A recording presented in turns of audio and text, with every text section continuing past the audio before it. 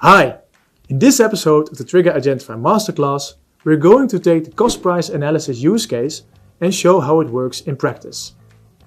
Many companies rely on supplier invoices to know their actual costs. Employees open them, search for the relevant data and type it over into the system. They compare prices, update the database and repeat this for every invoice. Prices change frequently, and if your data isn't up to date, you risk underpricing, losing margins, or making decisions based on outdated information. This is where the document data extraction blueprint is applied. We use it to automatically extract structured data from invoices, validate it, and feed it into the process. Let's take a look at how this actually works in Triggre. I've created an example of a computer hardware store. This is the resulting application. Here you can see the product overview. We're selling cooling fans, power modules, SSD modules. It has the name over here, the description over here, and there's a price, that's our selling price, our sales price, and the cost price over here. This price is what we're going to compare against the incoming supplier invoices. I will go into New Invoice and select it. On the right, you can see the resulting invoice. You can make it bigger, watching full screen, or you can adjust the size over here. This one is a big, so I will resize it to 100%. You can watch the different pages, and as you can see, this invoice includes total amounts, VAT amounts, all of the different invoice lines, the product names with the quantities here, the unit price of it, a total excluding VAT, and then summing the VAT makes the total price of the line item. Let's click Extract to start the AI extraction process. Once the agent function is done, we get the extraction results here. So what is visible here is the extracted product name from the invoice. You can see it's a whole list. The price is it extracted from the invoice, and this is the cost price from our own database. It also tells us if there's a price difference or not, and the percentage of the difference. And then the last two columns are the extracted quantity from the invoice document and the subtotal excluding the VAT. And we're of course interested in cases like this because we can see that the price in our database is 320, but extracted from the invoice is actually a price of 268. So this product got cheaper for us and we should adjust the cost price in our database. We can go to update and then already update the numbers in our database, but let's first go to checking the results so we can see whether it was actually correct or not. We should make it a little bit bigger so we can check it. And let's take this example that I had of the Kingston Portable SSD Prime. I think it should be on the second page. There it is, Kingston Portable SSD Prime. And the 268 is indeed there with a quantity of 3. So that's extracted correctly. I could edit it as well, but since I see that it's correct, I'm going to trust the results and head back and click the update button. It tells me that I've adjusted 5 cost prices and I've saved hours by doing so because it was a rather automatic process. And today I've saved this amount of hours as well, and my hit rate is 90%. So it's important that you track the hit rate to know whether your results are accurate or not. And over time, with the correct actions, it should go up. So let's now see the invoice overview here. You can maybe expand it by also tracking which invoices are paid or not. And you can see which ones are just extracted and which ones are also reviewed. And if I reviewed one, then it means that the extraction wasn't correct. And what is updated here is the parameter that tells me if the OCR result was good or not. And in this case, it wasn't, which can also happen, but mostly it's going fine. So now you see the resulting application. Let's head back to the designer within Triggre to see how I actually made this. Here you can see I made products with cost prices, a description. They are tied to invoice lines underneath with most of the stuff that we just saw, like the difference percentage, whether there's a price difference or not, the quantity, the extracted quantity from the invoice. The line item is of course tied to the invoice, and that it also has a date date created, but also an invoice date, a status, which we just saw as well, paid or extracted, viewed. You can also tie it to a purchase order if you want to extend this example. Most purchase orders lead to an invoice, so that makes sense. Or you can also tie it to a supplier, which also has specific data like an address or banking details. Then there's the default user data item, and I made a extraction dashboard which is used to track the hit rate and also the hours saved. The main flow is the new invoice flow. That's the one that we saw on the application. So it starts with a simple page where you select the invoice and the PDF viewer on the right. It creates the invoice in the system once you click extract, and this is then the AI document analysis where we use the agent action. So let's head to that flow part. It's a very simple one where we specified two invoices of two inputs, the invoice and the prompt, and then we specified the agent action. But let's actually rebuild it now so you see how it works. So this is the new possibility we get, the agent, and I can select specific tasks, and at the moment we have the generic task that is available. I select it with next. There's some explanation about it. So it's an agent which can be used to summarize documents, rewrite text, and extract information from multiple different input formats, like a PDF document in this case. So I select the model, GPT-5, and the prompt, which I can be a specific text or text from the flow part. Since in this case I have the as an input, so I will select it as well. The file I can also select as an input,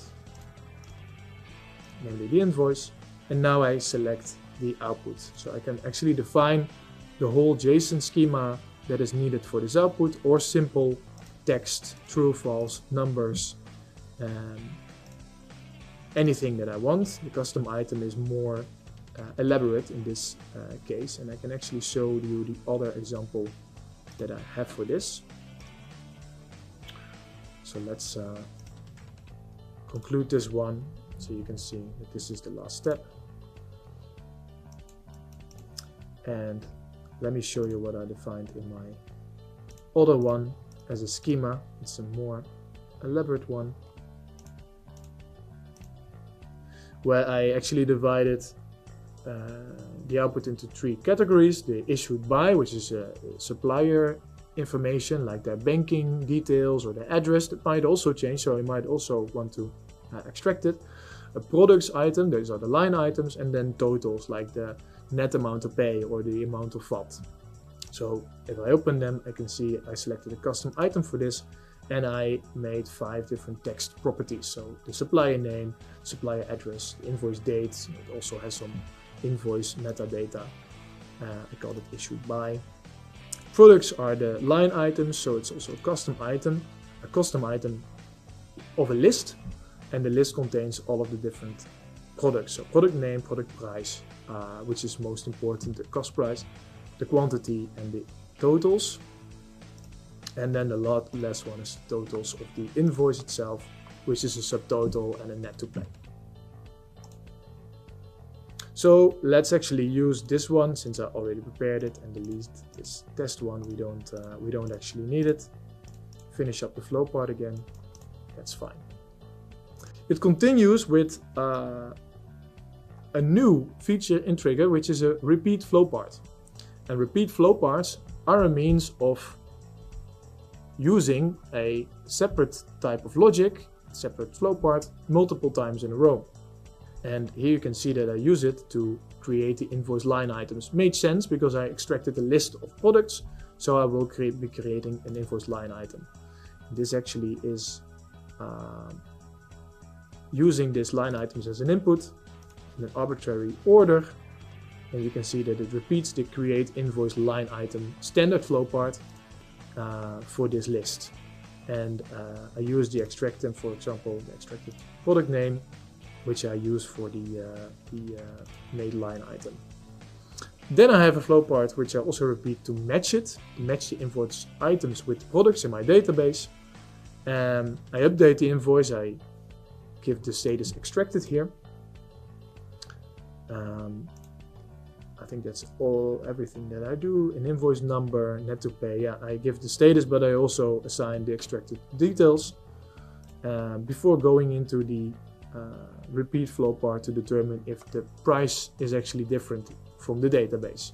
So let's highlight this flow part. I'm going to be checking the difference only if I actually found the product in my database and if the price is found in the invoice, otherwise I have nothing to check. So that's the first decision that I make. And then I calculate the difference between the found prices and the percentage. And I also put this true or false. If it has a difference, I want to be able to see it in my output, so it makes sense to assign a parameter.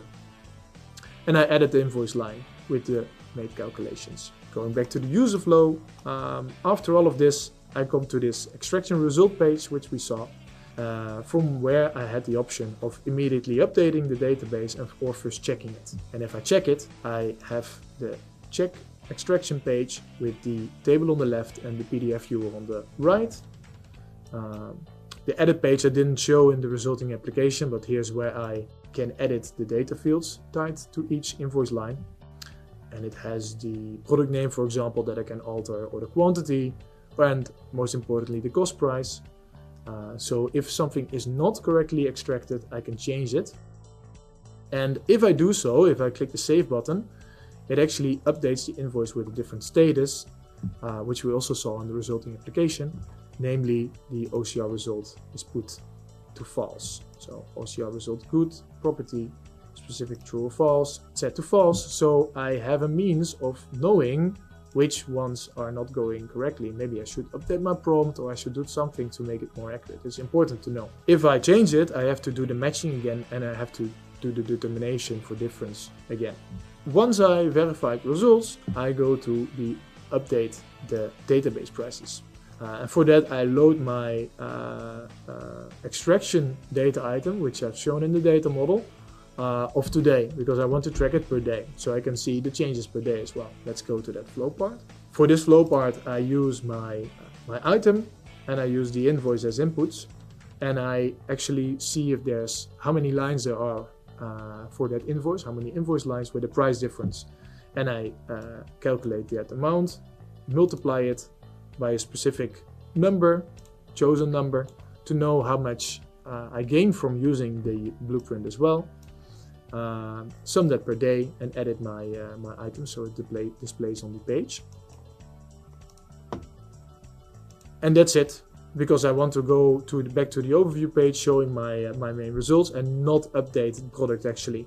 So if I would be updating the product in this demo, I would only be able to do it once, because then after there's no difference. So I have an always false statement, which can be useful as well to check if the current date is last day's date, which will never happen. So there's always false. And this then is the last overview page where I show my results, ending this demo. Thank you for watching. If this helped you think differently about AI in business processes, like the video and subscribe to our channel. Stay tuned for more episodes. See you in the next one.